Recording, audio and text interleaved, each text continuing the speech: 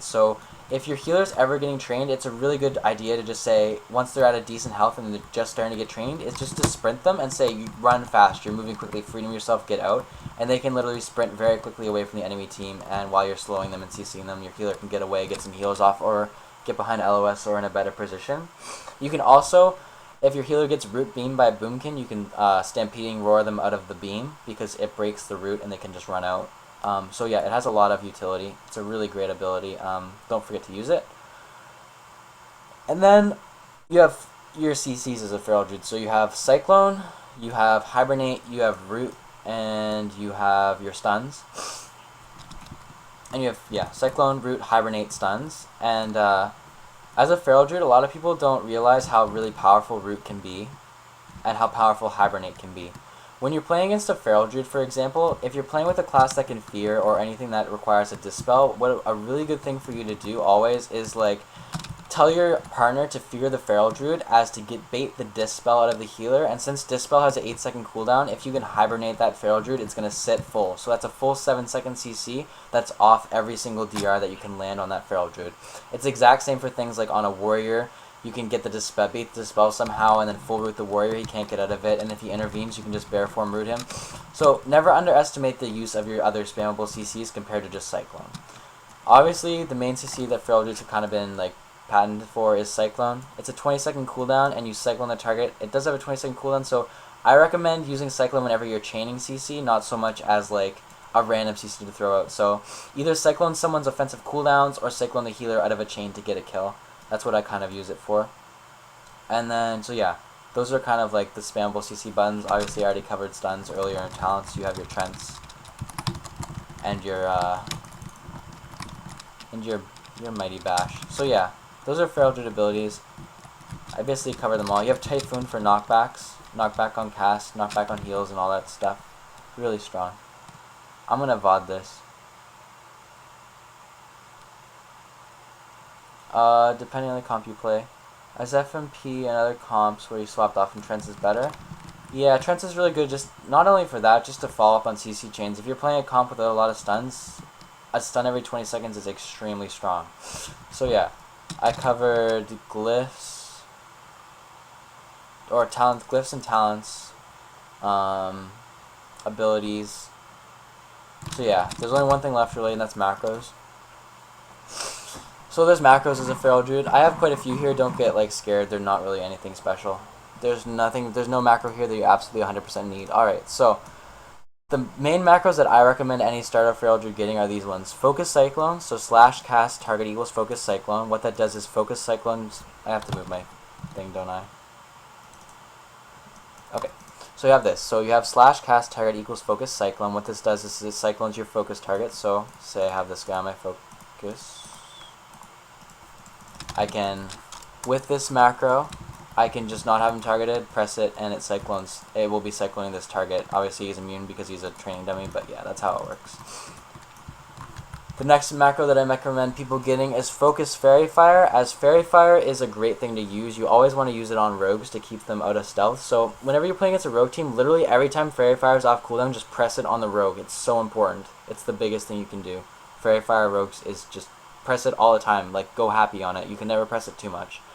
So slash cast target equals Focus Fairy Fire. Another macro that I recommend getting is slash cast target equals Focus Entangling Roots.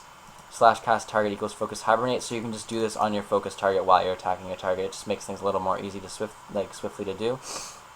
Another one is Focus Skull Bash. So obviously you have your pummel. Target's casting a healer that heal down here. You can just pummel it with focus. Don't have to target the actual target to pummel him. You can just have it on your focus to do it. Another macros that I recommend getting is this one. So your Wild Charge macro. What this is you have a target. So your healer is targeted in your Wild Charge macro. What this is an intervene. This is how I recommend doing it for every Feral Druid. So let's just keybind it to this. Let's just see control. Yeah, okay. So what this is basically it's an intervene. So what I can do is press it. It's like it gets me into form, and then I can intervene to my target healer to eat the scatter trap. That's what it does. It's really, really, really, really, really strong. This needs to be in 2. And this is not okay. Okay. Like that. like this. So slash cancel form, and your next line is slash cast at your healer wild charge, and basically what it enables you to do is to wild charge at the target, like that. And you can eat traps.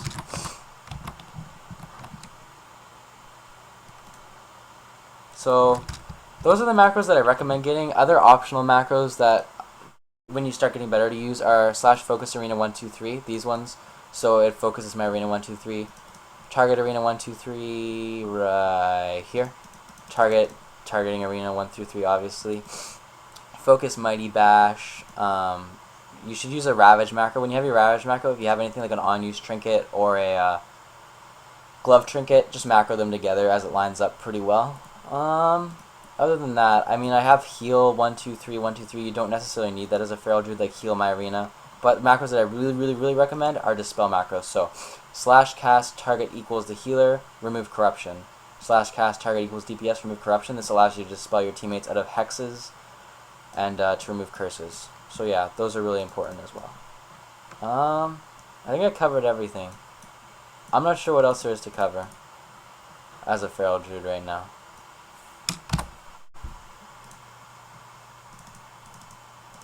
For F, Trent's is much better.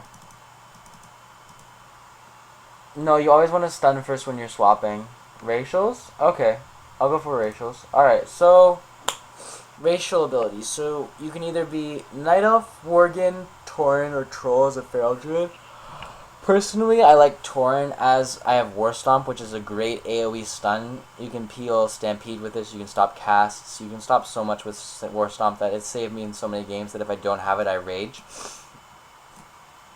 As Troll is the PvE one, you do more damage as Troll. A lot of feral druids in PvP play Troll because you have that Berserk, you do 5% more damage to beasts, slows don't last as long as you, so Troll is really good as well. Night Elf has Shadow Meld Pounce and Shadow Meld Damage, which is really strong. Say a Warlock's casting a Chaos Bolt on you, you can Shadow Meld and avoid that Chaos Bolt completely, so it's like another defensive cooldown. You can Shadow Meld Pounce at someone off your healer or something to peel them. It's really good. And then Worgen gives a sprint, so if you're Resto and you Worgen sprint and travel form, no one can catch you. You're like Nitro Boots, Rocket Boots, you're just moving so fast, no one can catch up to you. So I would recommend Tauren and or Troll. Probably Troll. I'd recommend Troll if you're just starting on a feral druid.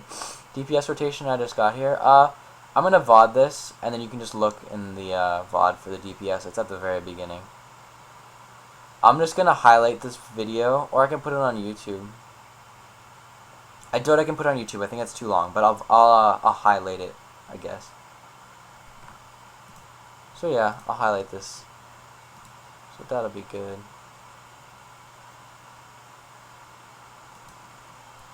What classes have you played in Arena other than Feral Druid? I've played Holy Paladin to 2800.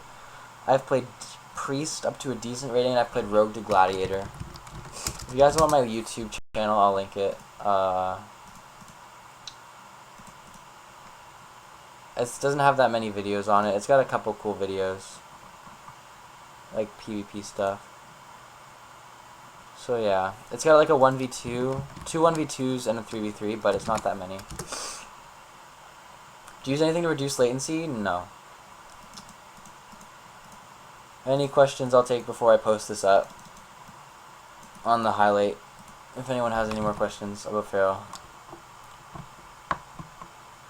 Why you have that cloak and bracers, all other feral druids have different. I go for the hit crit bracers and this one because haste is a useless stat and the other ones have haste on it, and I just feel like I'm getting more of these ones if I'm ignoring the haste, because I'm getting basically what I'm getting is 2 good stats versus 1 shitty stat, like 1 good stat and then a shitty stat. So my math is 2 good ones is better than a really good one and a bad one, personally, but the other 2 are really good as well. Glyph of Savagery, I would recommend using that more. I don't like Glyph of Skull Bash. I like a 15-second pummel. Yes, what's better for Feral Druid? For Resto, Tauren or Troll? Tauren's much better for Resto. Can you post your armory? Yeah. Don't copy my armory. Like, armory, this guy, Armory Taliesin. He'll have the right armory. My gear's not reforged correctly right now. 476 honor gear versus this PvP gear. PvP hour worth it? Yeah, the PvP hour is worth it. 30% more damage is much worth it. What about the Glyph of Might of Ursoc? That's really good versus teams that are like rushing you down. For example, if you're playing against like Ret Pally, Hunter, and they're rushing you down the entire game, you can just press Might of Ursoc and it's a 20% heal. Maim? Yeah, Maim is a useful ability in some circumstances, but Maim is very... It's hard to explain because a lot of beginner Ferals are going to be using Maim and they're going to be fucking themselves over. Maim is a good thing to use like on a rogue. For example, if you want to full stun the rogue for 5 seconds. It doesn't really do that much damage, but it's pretty strong to just like stun the target. For example, like if you're going on a rogue, you don't have any other stuns up, and you want to get like a full Maim on the rogue, you can bash